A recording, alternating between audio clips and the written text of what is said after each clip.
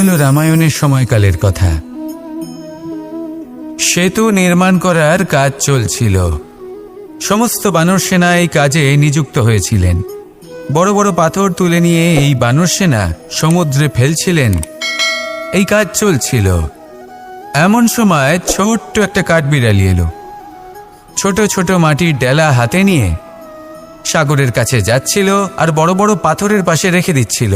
যথাসম্ভব সেখানে রেখে আসছিল। সারা দিন ধরে সে এই পরিশ্রম করেই যাচ্ছিল। এবার শ্রীরাম তার এই কাজ দেখতে পেলেন। সেই ছোট্ট কাঠবিড়ালিটিকে নিজের হাতে তুলে নিলেন এবং অত্যন্ত ভালোবেসে তার পিঠে হাত বুলিয়ে দিলেন।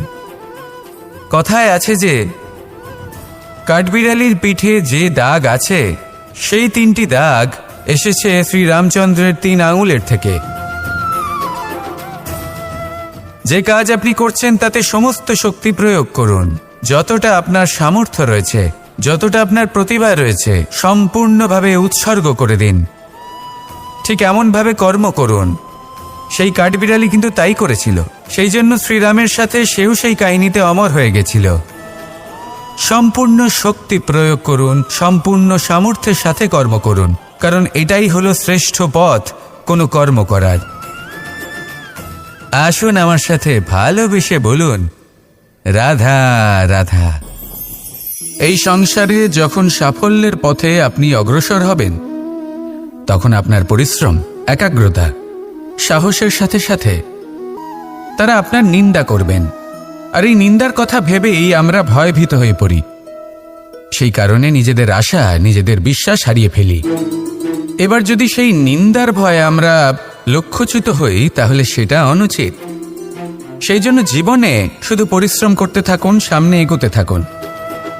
যেই দিন আপনি আপনার লক্ষ্য লাভ করবেন, সেই প্রত্যেক ব্যক্তি যারা নিন্দা করছিলেন তাদের দৃষ্টি আপনা থেকেই পাল্টে যাবে, ঠিক কিনা? এই সংসারকে যা প্রাণ চায় তাই বলতে দিন। যদি আপনি কারোর কথা শুনতে চান, তাহলে নিজের অন্তরের কথা শুনুন। সেটাই আপনাকে উচিত পথে নিয়ে যাবে। সামনে অগ্রসর হতে থাকুন, পরিশ্রম করুন। এমন একটা দিন আসবে যেদিন এই নিন্দুক ব্যক্তিরা আপনার লক্ষ্য প্রাপ্তির উদাহরণ সবাইকে দেবে। আসুন আমার সাথে ভালোবেসে বলুন, রাধা রাধা। মানুষ সুখী জীবনযাপনের প্রতি এতটাই অভ্যস্ত হয়ে পড়ে যে একটা ছোট্ট সমস্যা এলেই সে সবার থেকে সাহায্য চাইতে শুরু করে দেয়। সে সাহায্য লাভও করে এবং সেই সংকট থেকে সে বেরিয়েও আসে।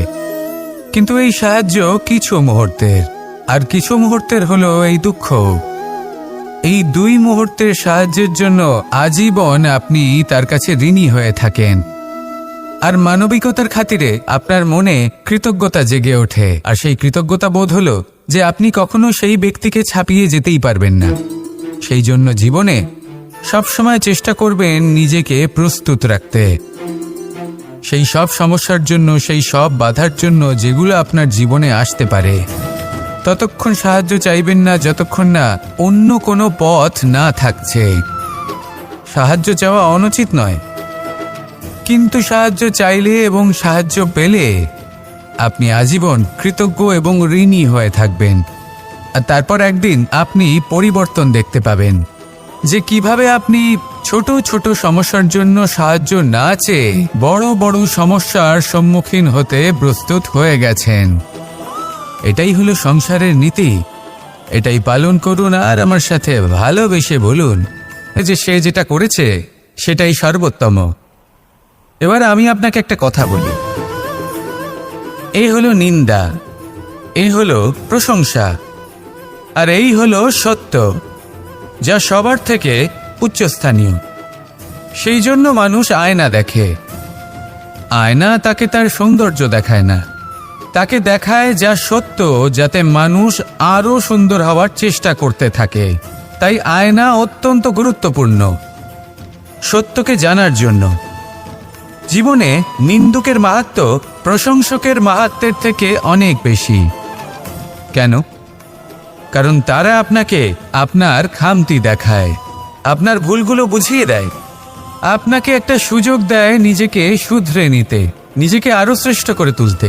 যা প্রশংসক করতে পারে না। তাই জীবনে যদি কখনো নিন্দা করা হয়, তাকে ভালোবেসে গ্রহণ করুন, ধন্যাত্মক রূপে গ্রহণ করুন। যদি নিজেকে কোনো শিক্ষা দেওয়া সম্ভব হয় তাহলে অবশ্যই দিন। দেখবেন মন প্রসন্ন হয়ে বলবে, রাধা রাধা। জীবনে কখনো সাফল্য আসে, আবার কখনো অসফলতা, কখনো আশা পাওয়া যায়, কখনো নিরাশা, কখনো জয় লাভ করি, আবার কখনো পরাজয়। এর পেছনের কারণটা জানা অত্যন্ত প্রয়োজনীয়। যদি আমি পরাজয়ের কথা বলি, যখনই আমরা পরাজয় লাভ করি আমরা ভাবতে থাকি যে এমন কেন হলো? আমাদের শত্রু কি বেশি শক্তিশালী ছিল, নাকি আমাদের নীতিতে কোনো খামতি ছিল? এই সমস্ত কারণের পেছনে খুব বড় একটা কারণ থাকে, আর সেই কারণ আমাদের অন্তরে সুপ্ত থাকে। ধরে নিন একটা পথ, তাতে আপনি চলছেন।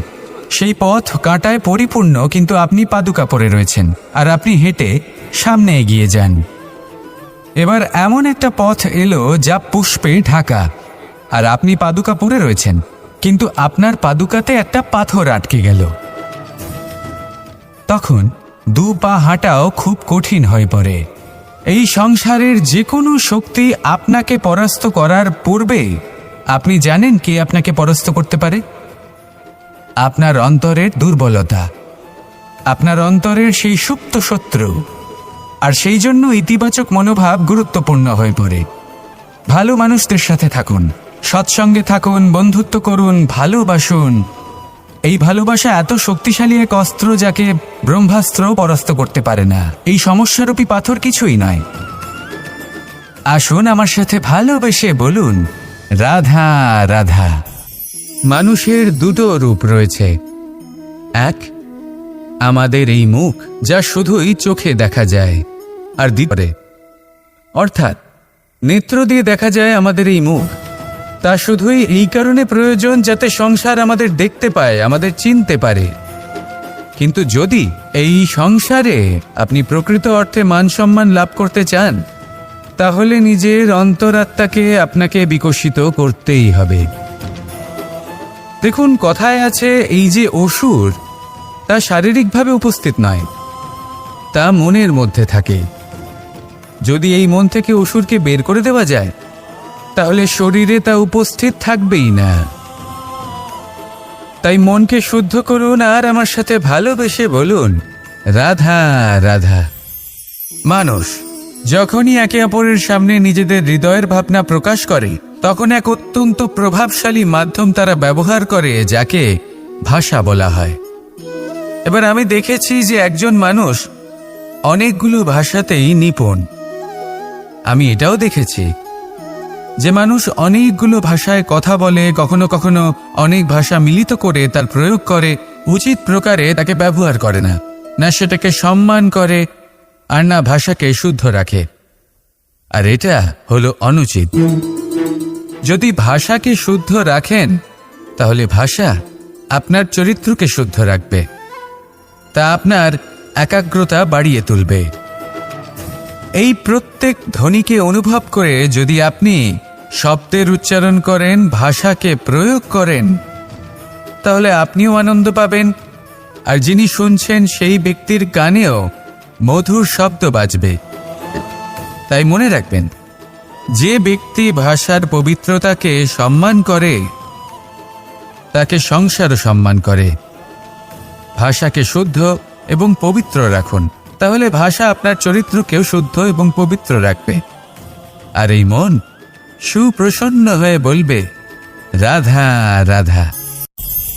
असतो मा सद्गमय, तमसो मा ज्योतिर्गमय, মৃত্যুর্মা মৃতঙ্গময়। জ্ঞান সেটাই যা অসত্য থেকে সত্যের পথে চালিত করে। প্রকাশ সেটাই যা অন্ধকার থেকে আলোর পথে নিয়ে আসে। জীবন সেটাই যা মৃত্যু থেকে অমরত্বের পথে নিয়ে যায়। এবার এই তিনটে, জ্ঞান, জীবন এবং প্রকাশ, একই রকম। শূন্য থেকে এর উৎপত্তি হয় এবং আস্তে আস্তে আপনার জীবনে বিস্তার লাভ করে। এবার আমরা এটাই ভাবি যে কেমন করে এই তিনটিকে আগলে রাখা যায়। এর উত্তর হলো এদের আগলে রাখার প্রয়োজনই নেই, ভাগ করে দিতে হবে। কোনো বৃক্ষকেই দেখে নিন, একটি বৃক্ষ অনেক বছর ধরে বেঁচে থাকে। কেন?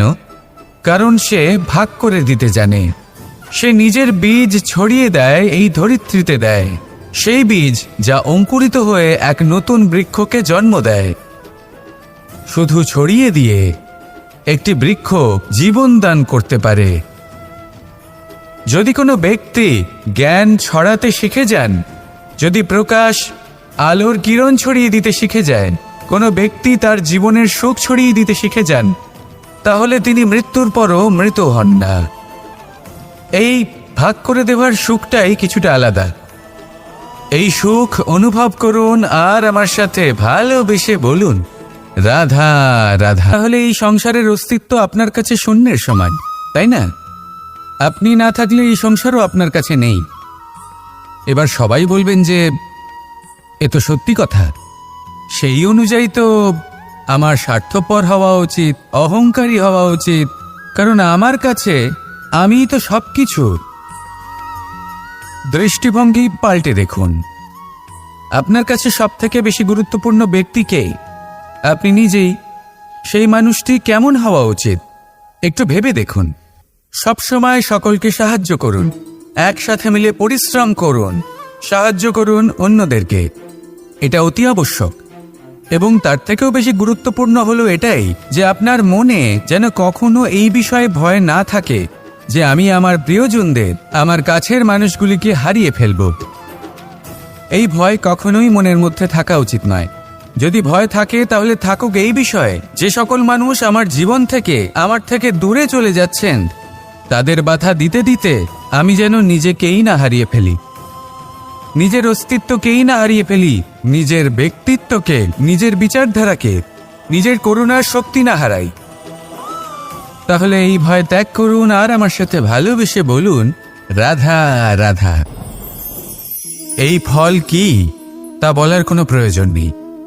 এই ফল কতটা সুস্বাদু সেটাও বলার কোনো প্রয়োজন নেই। ধরুন এমন কোনো মানুষ আসলেন যিনি জানেন না এটা কোন ফল। তিনি এটা দেখে ভাববেন এ তো কাঁটার একটা গুচ্ছ মনে হচ্ছে, নিয়ে ফেলে দেবেন। সেখানে দ্বিতীয় কোনো ব্যক্তি যিনি বুঝদার, তিনি দেখবেন, ভাববেন যে প্রকৃতি এর গায়ে এত কাঁটা কেন দিয়েছে? অবশ্যই সুরক্ষার জন্য দিয়েছে, অর্থাৎ ভিতরে অবশ্যই অমূল্য কিছু রয়েছে। সেই ধরনের ব্যক্তি এই ফলের অন্তরে প্রবেশ করেন এবং এই ফলের আনন্দ উপভোগ করেন। এরকমই কিছুটা আমাদের সংসারেও আমরা দেখতে পাই। প্রত্যেক দিন আমরা নতুন নতুন মানুষের সাথে পরিচিত হই। এমন কিছু ব্যক্তি থাকেন যাদের সাথে প্রথম আলাপের পর আমাদের এটা মনে হয় যে এই ব্যক্তিকে দেখে একটু রাগী ব্যক্তি মনে হচ্ছে, বড়ই অহংকারী বোধ হচ্ছে, উদ্ধত মনে হচ্ছে। বেশিরভাগ মানুষ প্রথম আলাপের পরে তাদের সাথে দূরত্ব বজায় রাখবেন, কিন্তু যিনি বুঝদার ব্যক্তি তিনি ভাববেন যে এই ব্যক্তি এমন কেন করছেন। হয়তো সুরক্ষার খাতিরে এই ব্যক্তি নিজেকে এরকম করে তুলেছেন যাতে অন্য কোনো ব্যক্তি এসে ওনার সময় নষ্ট না করেন, ওনার আবেগের সাথে ছলনা না করেন, খেলা না করেন। হয়তো অতীতে এমন কোনো ঘটনা ঘটেছে যার জন্য এই ব্যক্তি কিছুটা এরকম হয়ে গেছেন। এমনই একজন ব্যক্তি সেই ব্যক্তির মনের গভীর পর্যন্ত পৌঁছতে পারেন আর সেখান থেকে শুভ গুণগুলিকে বাইরে বের করে আনতে পারেন। এরকমই ব্যক্তি হয়ে উঠুন, এমন বুঝদার ব্যক্তি হয়ে উঠুন যিনি সামনের ব্যক্তির খারাপ গুণগুলিকে অবহেলা করে হৃদয়ের অন্তঃস্থল থেকে শুভ গুণগুলিকে প্রকাশিত করে এবং সেই ব্যক্তিকে দেখাতে পারে। এমন ব্যক্তি হয়ে উঠুন যিনি নিজের জীবনকেও সফল করে তোলেন এবং অন্যের জীবনকেও। আসুন আমার সাথে ভালোবেসে বলুন, রাধা রাধা। আমি জীবনে অনেক ভালো মানুষের সংস্পর্শে এসেছি। এমন ব্যক্তি যিনি আজীবন জ্ঞান লাভ করে থাকেন, পড়তেই থাকেন, পড়তেই থাকেন, জ্ঞান অর্জন করতেই থাকেন। অত্যাধিক জ্ঞানের এই গভীরতা তাদের জীবনে বড় সুখ নিয়ে আসে। এটা ঠিক সেই রকম যেরকম বিশাল এক সমুদ্রে, গভীর এক সমুদ্রে অমূল্য রত্ন খুঁজে পাওয়া যায়। এটাও ঠিক সেই রকমই। সেই জন্য জীবনে বড় বড় সুখের খোঁজ করতে গিয়ে সময় নষ্ট করবেন না। এই যে ছোট ছোট সুখ আছে এগুলোকে যাপন করা শুরু করুন। এগুলোর আনন্দ লাভ করুন, এগুলো নিয়ে উৎসব পালন করুন, প্রেমের গভীরতা বুঝুন আর এই গভীর প্রেমে মন নিমজ্জিত করুন। তারপরে দেখুন এই মন আর এই জীবন সুপ্রসন্ন হয়ে বলবে, রাধা রাধা। মানুষের জন্ম কখনো তার ভবিষ্যৎ নির্ধারণ করতে পারে না। হ্যাঁ, ওর জীবনযাত্রা অবশ্যই সুখময় হতে পারে, নির্ভর করে যে ও কোন পরিবারে জন্ম নিচ্ছে, তার পরিবার পরিজন কে হন, তার মাতা পিতা কে হন, তাকে কেমন শিক্ষা দেওয়া হয়েছে, কেমন ভাবে পালন করা হচ্ছে। সে কিন্তু কুপাত্রও হতে পারে, আবার সুপাত্রও হতে পারে। কিন্তু সে চলে যাওয়ার পর এই সংসার তাকে মনে রাখবে নাকি না, আর যদি মনেও রাখে তাহলে কিভাবে মনে রাখবে, সেটা নির্ভর করছে তার কর্ম এবং তার নির্বাচনের উপর। ঠিক যেমন বর্ষার এই জলের ফোঁটা যখন মেঘ থেকে ঝরে পড়ে, তখন তার এই নির্বাচন হলো গুরুত্বপূর্ণ, কারণ তার নির্বাচন তার উপর নির্ভর করছে তার ভবিষ্যৎ কেমন হবে। ঝিনুকের মুখে পড়লে মুক্ত হয়ে ওঠে, সাপের মুখে পড়লে বিষ, আর যদি কোনো পাতায় পড়ে তাহলে শিশিরে পরিণত হয়। তাহলে কর্ম এবং নির্বাচন দুটি জীবনে গুরুত্বপূর্ণ। এদের বিষয়ে বিশেষ যত্ন নেবেন এবং আমার সাথে ভালোবেসে বলবেন, রাধা রাধা। আমাদের সকলের কাছে বৃক্ষ অত্যন্ত প্রিয়। আমরা সর্বদাই চাই এই বৃক্ষ যেন সবুজ থাকে, ফুলে ফলে ভরে থাকে, আমাদের ছায়া প্রদান করে, তা যেন সুস্থ থাকে, আমাদের ফল প্রদান করে। আর সেই জন্য আমরা প্রতিদিন সেই বৃক্ষকে জল প্রদান করি। কিন্তু কখনো ভেবে দেখেছেন যে জল তো আমরা বৃক্ষের গোড়ায় দিই, তারপরেও এই জল সেই বৃক্ষের প্রত্যেকটি পাতায় ঠিক পৌঁছে যায়? এটা কিভাবে সম্ভব? কিছুটা এরকমই হলো আমাদের কর্ম। যদি এই পৃথিবীতে থেকে শুদ্ধ মনে সৎকর্ম করেন, এই কর্ম সোজা ঈশ্বরের কাছে গিয়ে পৌঁছয়। যদি শ্রদ্ধাভাব নিয়ে সমর্পিত হয়ে শুদ্ধ চিত্তে আপনি কাউকে সেবা করেন, তা সে মাতা পিতাই হোক, পরিবার হোক, গুরু হোক, পশুপক্ষী হোক বা সমাজ হোক, তাহলে সেটা সোজা ঈশ্বরের চরণে সমর্পিত হয়। সবসময় শুদ্ধ চিত্তে সমর্পিত হয়ে এবং মনে শ্রদ্ধা ভাব নিয়ে কর্ম করুন। ঈশ্বর নিজে থেকেই এর ফল আপনাকে প্রদান করবেন। আসুন আমার সাথে ভালোবেসে বলুন, রাধা রাধা। ইচ্ছে এবং চেষ্টা এই দুই মানুষের মধ্যে আছে, কিন্তু এই দুইয়ের মধ্যে সামঞ্জস্য থাকা খুব প্রয়োজন। আপনার যা ইচ্ছে সেটা পূর্ণ করার জন্য চেষ্টার প্রয়োজন তো অবশ্যই। আপনি যে স্বপ্ন দেখেন সেটা পূর্ণ করার জন্য নিদ্রা ত্যাগ করে চেষ্টা করা অত্যন্ত প্রয়োজনীয়, নয়তো এই স্বপ্ন কখনোই পূর্ণ হবে না। যদি আপনি কোনো প্রশ্নের উত্তর চান তাহলেও আপনাকে চেষ্টা করতেই হবে। জীবনে যদি সামনে এগোতে হয় তাহলে পাকে কষ্ট দিয়ে সামনে এগোতে হবে, চেষ্টা অবশ্যই করতে হবে। যদি আপনি চেষ্টা না করেন, পরিশ্রম না করেন, তাহলে এই সংসার আপনাকে পেছনে ফেলে সামনে এগিয়ে যাবে। নিজের ইচ্ছেগুলিকে মন থেকে বাস্তবে আনুন আর চেষ্টার দ্বারা তাকে সার্থক করুন। এই মন প্রসন্ন হয়ে বলবে, রাধা রাধা। এ হলো রামায়ণের সময়কালের কথা। সেতু নির্মাণ করার কাজ চলছিল। সমস্ত বানর সেনা এই কাজে নিযুক্ত হয়েছিলেন। বড় বড় পাথর তুলে নিয়ে এই বানর সেনা সমুদ্রে ফেলছিলেন। এই কাজ চলছিল। এমন সময় ছোট্ট একটা কাঠবিড়ালি এলো। ছোট ছোট মাটির ডেলা হাতে নিয়ে সাগরের কাছে যাচ্ছিল আর বড় বড় পাথরের পাশে রেখে দিচ্ছিল, যথাসম্ভব সেখানে রেখে আসছিল। সারা দিন ধরে সে এই পরিশ্রম করেই যাচ্ছিল। এবার শ্রীরাম তার এই কাজ দেখতে পেলেন। সেই ছোট্ট কাঠবিড়ালিটিকে নিজের হাতে তুলে নিলেন এবং অত্যন্ত ভালোবেসে তার পিঠে হাত বুলিয়ে দিলেন। কথায় আছে যে কাঠবিড়ালির পিঠে যে দাগ আছে সেই 3টি দাগ এসেছে শ্রীরামচন্দ্রের 3 আঙুলের থেকে। যে কাজ আপনি করছেন তাতে সমস্ত শক্তি প্রয়োগ করুন। যতটা আপনার সামর্থ্য রয়েছে, যতটা আপনার প্রতিভা রয়েছে, সম্পূর্ণভাবে উৎসর্গ করে দিন। ঠিক এমনভাবে কর্ম করুন। সেই কাঠবিড়ালি কিন্তু তাই করেছিল। সেই জন্য শ্রীরামের সাথে সেও সেই কাহিনীতে অমর হয়ে গেছিল। সম্পূর্ণ শক্তি প্রয়োগ করুন, সম্পূর্ণ সামর্থ্যের সাথে কর্ম করুন, কারণ এটাই হলো শ্রেষ্ঠ পথ কোনো কর্ম করার। আসুন আমার সাথে ভালোবেসে বলুন, রাধা রাধা। আমরা ভয়ভীত হয়ে পড়ি, সেই কারণে নিজেদের আশা, নিজেদের বিশ্বাস হারিয়ে ফেলি। এবার যদি সেই নিন্দার ভয়ে আমরা লক্ষ্যচ্যুত হই, তাহলে সেটা অনুচিত। সেই জন্য জীবনে শুধু পরিশ্রম করতে থাকুন, সামনে এগোতে থাকুন।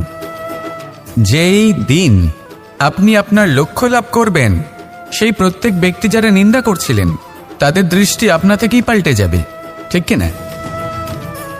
এই সংসারকে যা প্রাণ চায় তাই বলতে দিন। যদি আপনি কারোর কথা শুনতে চান, তাহলে নিজের অন্তরের কথা শুনুন, সেটাই আপনাকে উচিত পথে নিয়ে যাবে। সামনে অগ্রসর হতে থাকুন, পরিশ্রম করুন। এমন একটা দিন আসবে যেদিন এই নিন্দুক ব্যক্তিরা আপনার লক্ষ্য প্রাপ্তির উদাহরণ সবাইকে দেবে। আসুন আমার সাথে ভালোবেসে বলুন, রাধা রাধা।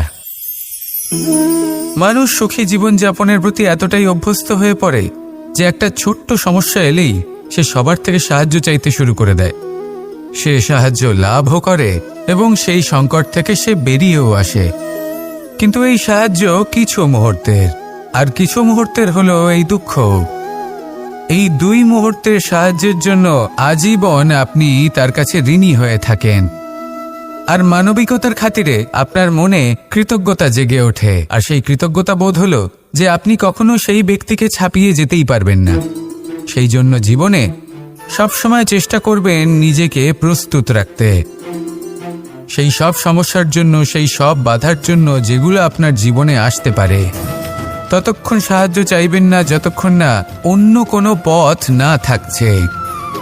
সাহায্য চাওয়া অনুচিত নয়, কিন্তু সাহায্য চাইলে এবং সাহায্য পেলে আপনি আজীবন কৃতজ্ঞ এবং ঋণী হয়ে থাকবেন। আর তারপর একদিন আপনি পরিবর্তন দেখতে পাবেন যে কিভাবে আপনি ছোট ছোট সমস্যার জন্য সাহায্য না চেয়ে বড় বড় সমস্যার সম্মুখীন হতে প্রস্তুত হয়ে গেছেন। এটাই হলো সংসারের নীতি। এটাই পালন করুন আর আমার সাথে ভালোবেসে বলুন, রাধা রাধা। এমন অনেক মানুষ আছেন যারা আমাকে ভগবানের পেতে চাইছি তা শুভ। উদাহরণস্বরূপ, কোনো পাখিকে দেখুন, সে গাছের ডালে বসে এবং সেখানেই বিশ্রাম করে, কিন্তু পড়ে না। কেন? কারণ ওর বিশ্বাস যে যে শাখার উপরে ও বসে আছে সেটাই হলো ওর বাসস্থান। যদি আপনি বিশ্বাস করেন তাহলে আপনি পাথরের মধ্যেও ভগবান দর্শন করতে পারবেন। আর যদি বিশ্বাস না থাকে, তাহলে যদি ভগবান সামনে দাঁড়িয়েও থাকে তবেও আপনার বিশ্বাস হবে না। তাই বিশ্বাস করতে শিখুন। এই বিশ্বাসের আধারেই আপনি সেই সব কিছু পাবেন যা আপনি পেতে চাইছেন। আসুন আমার সাথে ভালোবেসে বলুন, রাধা রাধা। গুরু, যিনি পথ দেখান, আমাদের জীবনে অত্যন্ত গুরুত্বপূর্ণ, অত্যন্ত আবশ্যক। কিন্তু কিছু মানুষ মনে করেন যে গুরুর কোনো প্রয়োজন নেই, কারণ এই সমগ্র জ্ঞান মানুষের অন্তরেই নিহিত রয়েছে। এবার প্রশ্ন এটাই, যদি সমস্ত জ্ঞান মানুষের অন্তরে নিহিত থাকে তাহলে গুরুর কি প্রয়োজন? আর যারা আজ পর্যন্ত গুরুকে মেনে এসেছেন তারা কি অনুচিত করেছেন? এর উত্তর আমি আপনাকে দেব একটা উদাহরণ দ্বারা।